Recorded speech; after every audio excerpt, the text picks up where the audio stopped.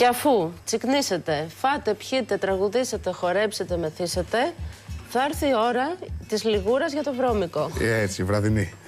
Αλλά μπορούμε να αποφύγουμε το βρώμικο με μια ωραιότατη, καθαρότατη μακαρονάδα. Ακριβώς. Την οποία μάλιστα μπορούμε να κάνουμε και από πριν και να τη βάλουμε τελευταία στιγμή στο φούρνο ή όχι. Μπορούμε να τα έχουμε τα υλικά έτοιμα στο ψυγείο, στο ταψί σκεπασμένα και τελευταία στιγμή να τα περάσουμε 10 με 15 λεπτά στο φούρνο. Δηλαδή, όση ώρα χρειάζεται να βράσουμε το ζυμαρικό, καλό θα είναι να επιλέξουμε ένα λεπτό ζυμαρικό ώστε να βράσει γρήγορα.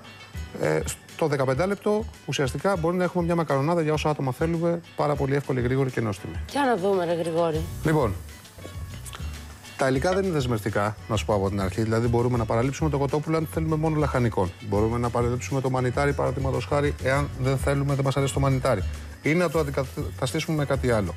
Αυτό που είναι βασικό είναι το εξής, ότι θέλουμε μια ποσότητα υγρού μέσα σε αυτή τη συνταγή. Είναι μια σάλτσα ταψιού στην ουσία που ψήνεται στο φούρνο. Οπότε μπορούμε να βάλουμε ό,τι έχουμε στο ψυγείο. Ό,τι έχουμε στο ψυγείο, πραγματικά. Ναι. Θα υπολογίσετε μόνο εάν θα βάλετε ξηρά υλικά που δεν κατεβάζουν υγρά, όπως το κρεμμύδι παραδείγματος χάρη, όπως το κοτόπουλο, να ενισχύσουμε λιγάκι το υγρό με λίγο κρασάκι, έτσι ώστε να μην ξεραθεί τελείως και να κατεβάσει λίγο ζουμάκι. Λοιπόν, η διαδικασία είναι πάρα απλή.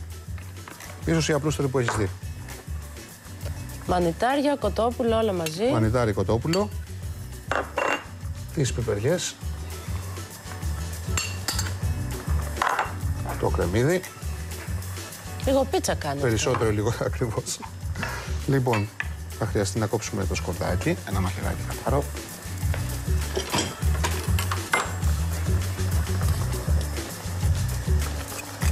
Και είναι και πιο υγιεινό αυτό, γιατί δεν το τηγανίζουμε, δεν το σοτάρουμε. Ναι, το αφήνουμε στο φούρνο να ψηθεί. Από τις πιο υγιεινές σάλτσες οι οποίες μπορείς να κάνεις. Λοιπόν, βάλαμε το σκόρδο.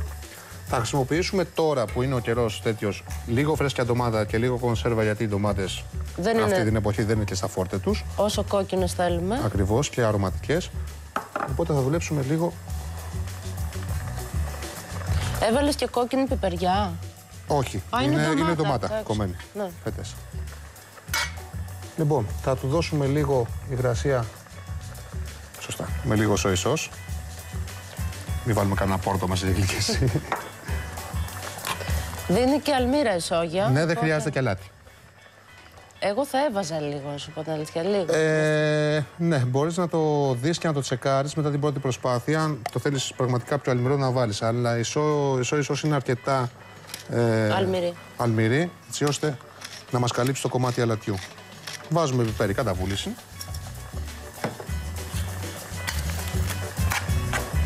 Ανακατεύουμε όλα τα υλικά, προσέχουμε να είναι όλα στρωμένα στον πάτο, έτσι ώστε να ψηθεί ομοιόμορφα και να δέσουν οι γεύσεις.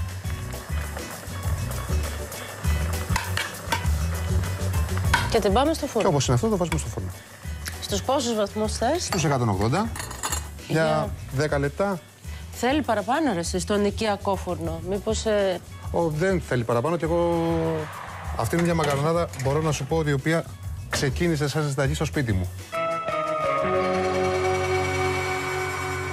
Λοιπόν, τα βγάλαμε από το φούρνο, ψηθήκαν αυτά.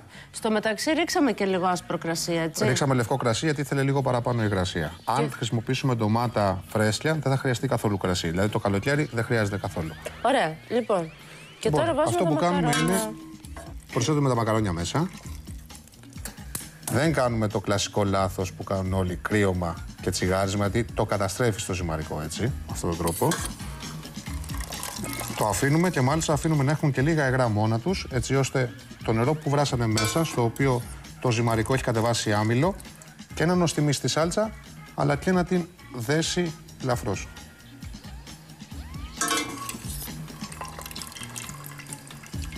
Προσθέτουμε τα μακαρόνια και για να δέσουν η γεύση καλύτερα, βάζουμε όπως είναι το ταψάκι λίγο στο μάτι πάνω.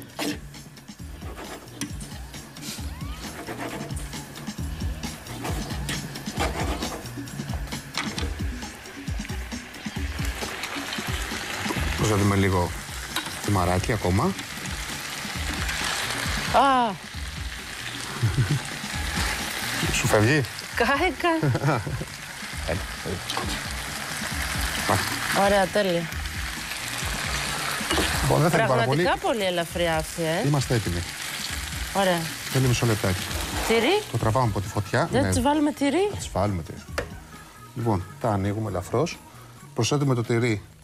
Θα το προτιμούσα να μην είναι τριμμένο, αλλά να είναι σε αυτήν την μορφή. Οπότε να το καταλαβαίνει το τυρί όταν το δαγκώνεις. Και για να κάνει και αυτό το εφέ της πίτσας, το λιωμένο μέσα με το ζεστό. Το ανακατεύουμε για να λιώσει. Τι τυρί βάζουμε, μια κεφαλογραβιέρα. Αναλόγως τι φαν τυριού, τι μας αρέσει σαν τύρι. Μπορούμε να βάλουμε παρμεζάνα, μπορούμε να βάλουμε λαδοτύρι, μπορούμε να βάλουμε γραβιέρα. Κεφαλογραβιέρα είναι στη διακριτική μας ευχέρεια. Κεφαλοτύρι, πάντως ένα κίτρινο που να λιώνει. Ένα σκληρό τύρι να λιώνει. Κίτρινο. Και θα πιάσουμε μια τσιμπιδούλα, να σερβίρουμε.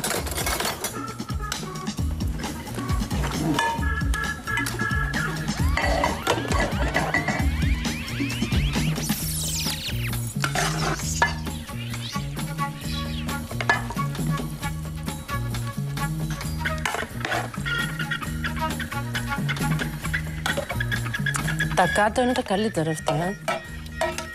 Το κάτω είναι καλύτερο, γι' αυτό μπαίνει και από πάνω. Τα τυράκια έλειωσαν εδώ. Τα τυράκια έλειωσαν και είμαστε πανέτοιμοι.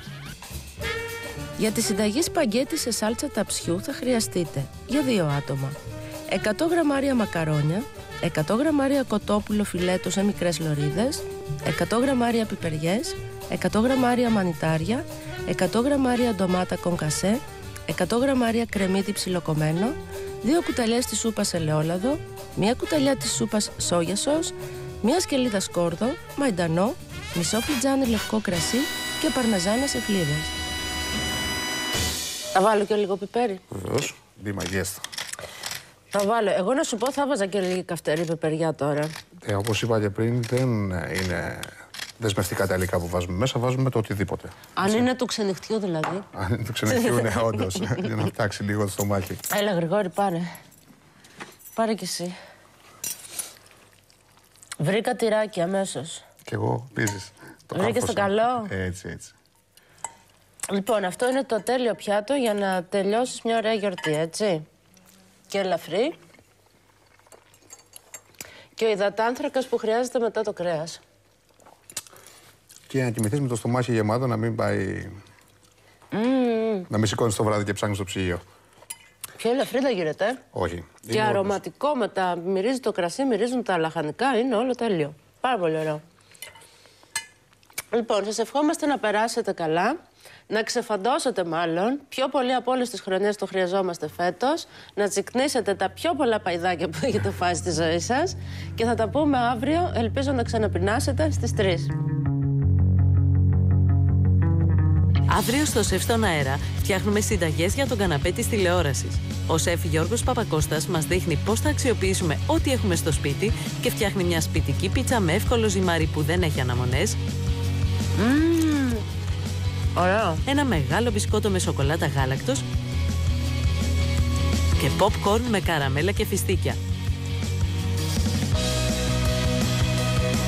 Είναι απλά αμαρτία αυτό το πράγμα, Γιώργο.